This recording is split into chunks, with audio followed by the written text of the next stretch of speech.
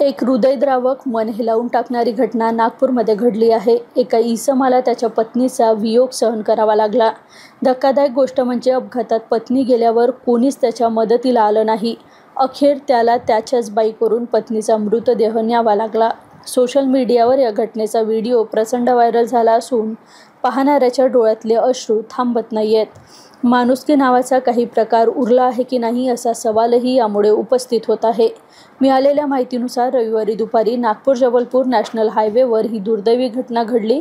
रस्ते अपघातात पत्नीच्या मृत्यूनंतर अमित यादव हादरलेच। त्यांनी मदतीसाठी येणाऱ्या जाणाऱ्याकडे खूप मदत मागितली, पण एकही गाडी थांबली नाही। अखेर हताश होऊन त्याने पत्नीचा मृतदेह त्याच्या बाईकवरच बांधला आणि तसंच मध्य प्रदेशमधील आपल्या घरी जायचं ठरवलं। वेदनादायक घटनेचा व्हिडिओ खूप व्हायरल होत आहे। मृत महिलेचे नाव ग्यारसी यादव, वय 32 वर्ष असे आहे।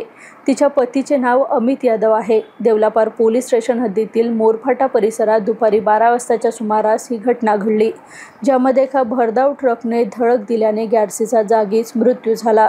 हे जोडपे मूळचे मध्य प्रदेशातील सिवनी येथील आहे आणि 10 वर्षापासून नागपूरजवळील लोणारा येथे राहत होते। रक्षाबंधनाच्या दुसऱ्या दिवशी पत्नीसोबत लोणाराहून करणपूरला जात असलेल्या अमित यांच्या बाईकला एका ट्रकने अचानक कट मारला। मागे बसलेला अमित यांची पत्नी ग्यारसी ही खाली कोसळली आणि पाहता पाहता ट्रकच्या चाकाखाली चिरडून तिचा दुर्दैवी मृत्यू झाला। मात्र अपघातानंतर ट्रक चालक एक क्षणही तिथे थांबला नाही। पत्नीचा मृत्यू झाल्याचे पाहून अमित हादरला, स्तब्ध झाला। त्याने रडत रडतच त्या मार्गावरून जाणाऱ्या अनेकांकडून मदत मागितली। लोकांना थांबवण्याचा प्रयत्नही केला, मात्र कोणीच थांबलं नाही। एकाही इसमाने गाडी थांबवून खाली उतरून त्यांची मदत केली नाही।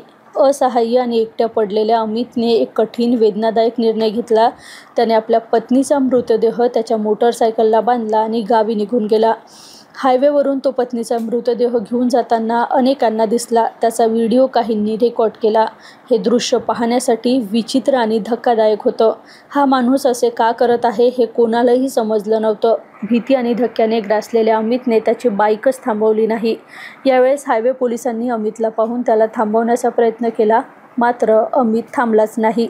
अखेर पोलिसांनी त्याला कसंबसं थांबवलं आणि मृतदेह ताब्यात घेतला। चौकशी करून अखेर अमित यांच्या पत्नीचा मृतदेह शवविच्छेदनासाठी नागपूरच्या मेयो रुग्णालयात पाठवण्यात आला। सर करणपुर जा रहा था, घर से 12 बजे निकला और वहाँ से देवलापार के आगे में मोरफाटा आया। वहाँ पे सर पानी बारिश चालू थी, तो वहाँ पे मैं पानी भरा था तो गाड़ी स्लो किया तो ट्रक वाला आया ना, कट मारा तो मेरी बाइक सीधी उल्टी गिरी। उसको चकाचक गया एक आयसर का। उसके बाद में सर मैं आगे गिरा गाड़ी के, तो मैं बच गया। उसके बाद में सर मैंने उसको उठाया, बैग को उठाया, मोबाइल को उठाया और मैंने मेरी बीवी को उठाया सर, गाड़ी में बांध के सीधा घर लेके आया सर। वीडियो किसने निकाला? वीडियो पुलिस वालों ने। आपको भी लगा क्या? हाँ सर, मेरे को भी लगा है ना। क्या जो ट्रक वाला है, ट्रक वाला रुका कि भाग गया? भाग गया सर। आप जब वहाँ रुके थे, आपने फिर लोगों को बुलाया वहाँ पे? क्या नहीं सर, मैंने किसी को नहीं बुलाया सर। मेरे को कुछ समझ में नहीं आ रहा था सर, तो मैं सीधा घर लेके आया उसको बांध के। कितने साल हो गए आपकी शादी? 15 साल हो गए सर। क्या बच्चे कितने आपको? एक ही लड़की है सर, 16 साल की है। एमपी में जा रहे थे आप? हाँ जी। किस एमपी में कहाँ जा रहे थे? करणपुर।